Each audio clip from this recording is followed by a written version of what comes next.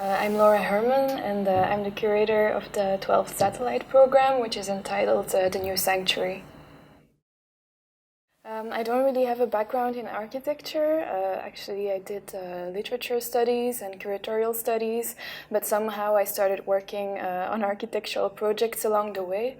And so I've always been interested in the sort of language and discourse that happens around architecture. And so what kind of struck me is the way that architects always talk about how architecture forms a sort of refuge to the human body, a sort of protection or a second layer or a second skin, which actually goes back to Gottfried Semper's definition of the origin of architectural space as the animal pen that was made from leaves and skins. And so this is 19th century references, but still I feel like lots of architects still think that way. And for me, it's clear that things have changed because there have been so many demographic changes, environmental changes, social changes, technological changes that have led through to different processes, like the increasing management of the environment, the standardization of our lifestyles, the persecution of people and gentrification, surveillance. So it seems that architecture is no longer this sort of protective layer, but has become something totally different. And so I really got interested in what a sanctuary for today's world could mean. And so obviously the title, The New Sanctuary, refers to the religious edifice that was present in the Greco-Roman world, the Hebrew world, but also in the Middle Ages, and that guaranteed protection for different people. So that protected people against persecution again, but also forced marriages or summary judgments, vengeance. And so it seems that those spaces no longer exist. But then there's also the contemporary notion of the sanctuary. You have sanctuary spaces, sanctuary cities. They're in Western Europe, so in the United States and around these areas. And so these are municipalities that actually go against the national government's tendency to go against, they kind of enforce immigration laws. And so they're very welcoming of refugees and immigrants. So there's also a third definition of the sanctuary space that is quite important to the series, and it's a more general notion. Sanctuary as a safe space for the environment and for the animals and for humans, and that is actually a space for well-being and for care and to sort of preserve an environment. And so all these notions run through the different series, the different parts of the series. For me, it was not necessarily important to work with artists that have a sort of affinity with architecture, but that have an interest in things that are conveyed through architecture.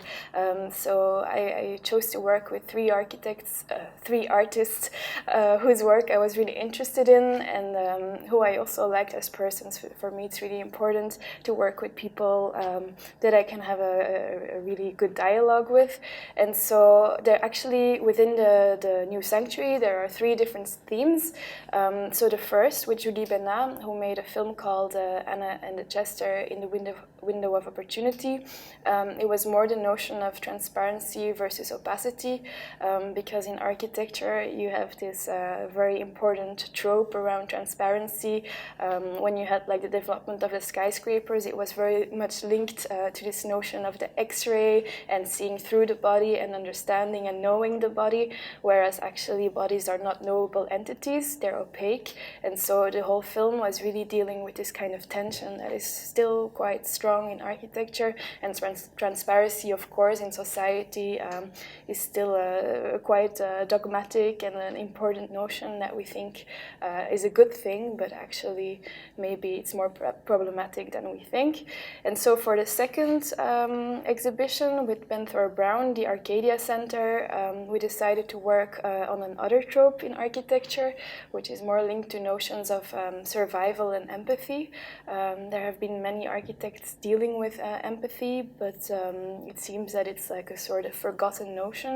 And so Ben proposed to make a film that is filmed in an architecture that was conceived by the Austrian architect Richard Neutra in Los Angeles.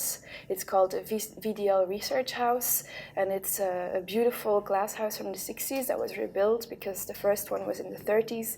And so there's this tortoise walking through the house, through the different stages of the house, and who is embodying the goddess of Cura, and who comes back from mythology to talk to the audience about the importance of being empathic and taking care of the environment. And then there's a third exhibition with Daisuke Kosugi, which will open in October. And here the important theme will be ableism within architecture. So it's going to be more about how architecture accommodates bodies that are not able, so that are not able.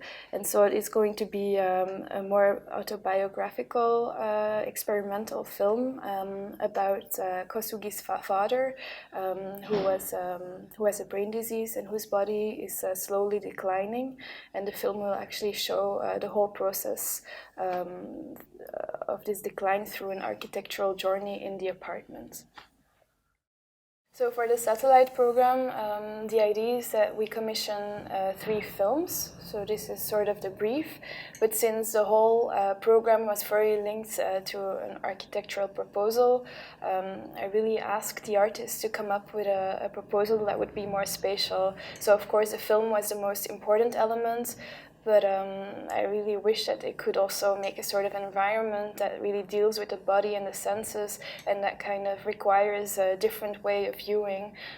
So with Julie, for example, you had the film of the table, but the real table was also present. So you had this sort of real virtual experience, whereas with Ben, you really walk into a sanctuary and you can go through an experience, and you do this exercise in empathy. So it's as if you're in a training center, and so those 2 exhibitions sort of transcend the classic exhibition format, I would say. I think with the third film, it's going to be a very tough film, I would say. It's also a very emotional film because it's very linked to the artist's own personal story. So it's also going to be a more classic film. So it's going to be presented in a very classic way. It's a longer film, about 45 minutes, so this is going to be a little bit of an exception. But I think the nature of the film is experimental and will also do something rather than tell something. And I think for Daisuke Kosugi, this is also very important, that the film really works on the sort of affective experience of the viewer, and that it's not just showing something.